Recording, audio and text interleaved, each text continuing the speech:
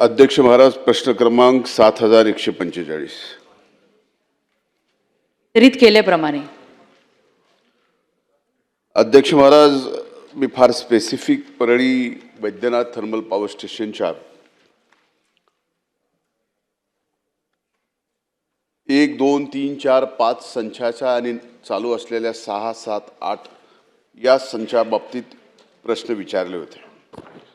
अध्यक्ष महाराज, पहिल्याच प्रश्नात असं सांगितलं गेलंय उत्तरामध्ये की 9वा संच याची कुठेही केंद्राकडे परवानगी मागण्यात आलेली नाही किंवा याबाबत कसलाही नवीन संच चालू करण्याच्या बाबतीत शासन स्तरावरती कारवाई नाही. अध्यक्ष महाराज, ज्यावेळेस संच क्रमांक 1, संच क्रमांक 2, संच क्रमांक 3, संच क्रमांक 4, संच क्रमांक 5 ह्यांची मर्यादा संपल्यामुळे स्क्रॅपमध्ये टाकले, त्याच वेळेस MERCने 9वा संच देण्याच्या बाबतीमध्ये त्या ठिकाणी महाराष्ट्र निर्मितीला सुचवलेलं होतं. त्यामुळं आमची मागणी आहे की 5 संच बंद झाले, त्यामुळं अप्रत्यक्षपणे परळी वैद्यनाथ आणि परिसरातल्या अगदी गंगाखेड असेल, सोनपेठ असेल, या सगळ्या परिसरामध्ये जो अप्रत्यक्ष रोजगार होता त्याच्यावरती फार मोठा परिणाम झाला आहे. त्यामुळं 9व्या संचाची या ठिकाणी आमची मागणी आहे. आणि 9वा संच देताना जे उत्तरामध्ये दिले गेले की पाणी नाही आहे. अध्यक्ष महाराज, लोणी सांगवी हे बॅरेज झालं, या बॅरेजवरून थर्मल पॉवर स्टेशनला पाणी आणण्यासाठी हे बॅरेज झालं.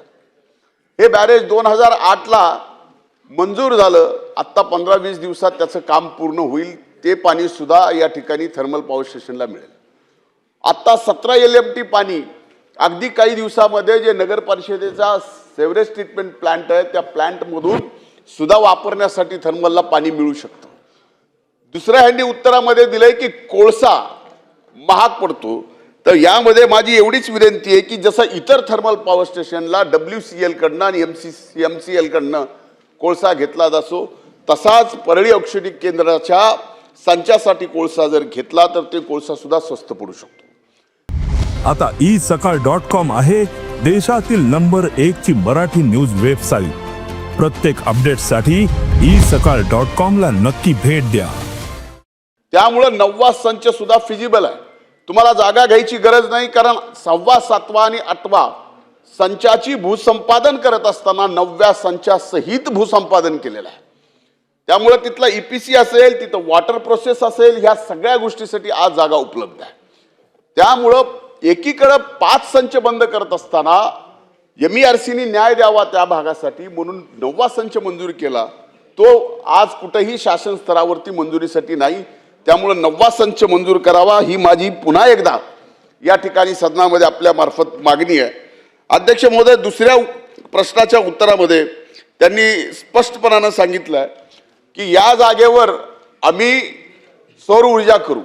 अध्यक्ष महाराज, जे 5 प्लांट आज निष्कासित करण्यात आले त्या 5 प्लांटची जागा फक्त 78 हेक्टर आहे.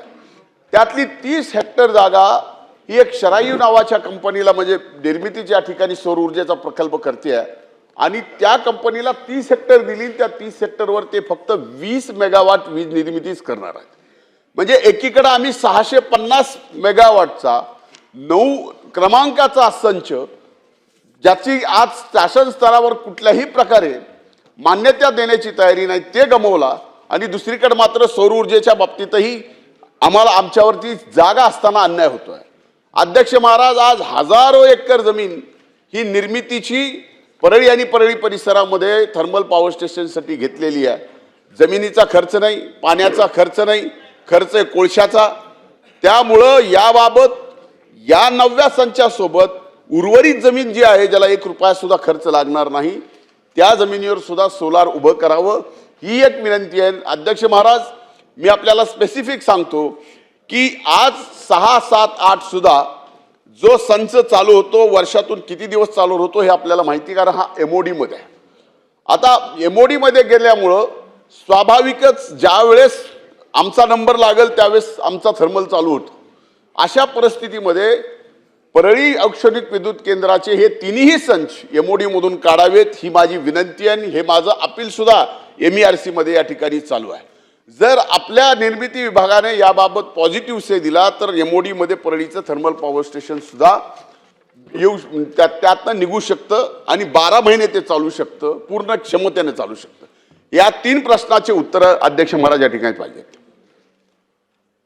माननीय अध्यक्ष महोदय, सन्मान्य धनंजय मुंडे साहेबांनी जे प्रश्न या ठिकाणी उपस्थित केलेले आहेत, मुळामध्ये पहिल्यांदा मी आपल्या मुंडे साहेब लक्षात आणून देतो की MOD म्हणजे मेरिट ऑर्डर डिस्पॅच हे कोणाच्या हातात नाही आहे. हे पूर्णपणे ही कम्प्युटराइज सिस्टीम आहे आणि या सिस्टीममध्ये त्या क्षणी ज्याची वीज स्वस्त असेल, म्हणजे आपले ज्यांच्याशी PPA झाले अशा प्रायव्हेट माणसाची वीज जर आपल्यापेक्षा स्वस्त असली तर तीच आपल्याला घ्यावी लागते आणि हे ऑटोमॅटिक आहे. याच्यामध्ये कुठलाही म्हणजे याची वीज बंद कर, याची वीज घ्या असं काही नाही आहे. त्यामुळे मेरिट ऑर्डर डिस्पॅचमध्ये असा नियम आहे की जी वीज ज्यावेळी स्वस्त असेल त्यावेळेस ती घ्यावी लागते. आता आपण जर इथला विचार केला तर आत्ता आपला जो 8वा संच आहे, या 8व्या संचालाही आपल्याला लिंकेज नाही आहे, ब्रिज लिंकेज आहे. 2 प्रकारचे लिंकेज असतात, एक लिंकेज असतं, दुसरं ब्रिज लिंकेज असतं. लिंकेजमध्ये आपल्याला लिंकेज कोल हा स्वस्त मिळतो, ब्रिज लिंकेजमध्ये जवळपास बाजारभावाने आपल्याला तो घ्यावा लागतो. त्याच्यामुळे त्याची किंमत ही फार जास्त होते. आज आपण जर बघितलं तर आहे अस्तित्वातले जे संच आहेत तेच MODमुळे आपल्याला ॲव्हरेज 30% बॅकडाऊन करावे लागतात. 30%, कधी कधी तर 50% बॅकडाऊन करावे लागतात. ते बंदच ठेवावे लागतात आपल्याला, कारण ते MODत बसतच नाही. मुळामध्ये आपण एक लक्षात घेतलं पाहिजे की कोळशाचे दर, ट्रान्सपोर्टेशनचा दर, या सगळ्या गोष्टीचा विचार केल्यानंतर नॉर्मली फक्त पीक अवर्स जे असतात त्या पीक अवर्समध्येच इथली वीज ही MODमध्ये बसते, बाकी वेळेस ती बसत नाही. आणि म्हणून आपण जे सांगितलं त्या संदर्भात इथे 9वा संच तयार करण्याच्या संदर्भात आम्ही त्याचं पूर्ण अवलोकन केलं. ते अवलोकन केल्यानंतर हे लक्षात आलं की इथे संच केला त्याला कोल लिंकेज नाही, ब्रिज लिंकेज घ्यावं लागेल. ब्रिज लिंकेज घेतलं तर तो किमान 60% दिवस MODत बसणार नाही आणि त्याच्यामुळे त्याच्यावर परतावा तर सोडाच, पण त्याच्यावर जो आपला खर्च होईल तो खर्च देखील म्हणजे काढणं आपल्याला कठीण जाईल. आणि म्हणून हा प्रश्न आहे की शेवटी MERCनी रेग्युलेशन देताना आपल्याला स्पष्टपणे सांगितलेलं आहे की तुम्हाला त्यावेळी ज्याची वीज सगळ्यात स्वस्त असेल ती खरेदी करावी लागेल. आणि त्या MODत आता 8वा बसत नाही, 7वा बसत नाही, 6वाही बसत नाही आहे. आणि आपण अजून एक जर नवीन तिथे करायला गेलो तर आपल्या संपूर्ण ही जी काही डिस्ट्रीब्युशन कंपनी आहे ती लॉसमध्ये जाईल. आणि प्लस वीज वापर न करता देखील आपल्याला माहिती आहे की वीज वापर केला नाही तरी त्याचे चार्जेस द्यावेच लागतात आपल्याला. त्यामुळे ते चार्जेस आपल्याला द्यावे लागतील, मोठं नुकसान होईल. आणि या चार्जेसचे पैसे कोणावर बसतील? महाराष्ट्रातल्या सगळ्या कन्झ्युमरवर बसतील. आणि म्हणून काहीतरी अल्टरनेट विचार आपण त्या ठिकाणी करू. निश्चितपणे तुम्ही सांगताय जागा आहे, पाणी आहे, सगळ्या गोष्टी आहेत, त्याचा काय अल्टरनेट विचार करता येईल याचा आपण विचार करू. पण आत्ताच्या परिस्थितीमध्ये आपल्याला 9वा संच करणं हे फिजिबल वाटत नाही. देश विदेशातील प्रत्येक घडामोडींचे लाईव्ह अपडेट मिळवण्यासाठी आता साम टीव्हीच्या सर्व सोशल मीडिया प्लॅटफॉर्मला लाईक, फॉलो आणि सबस्क्राईब करा. तसंच सर्व नोटिफिकेशनसाठी बेल आयकॉन प्रेस करायला विसरू नका.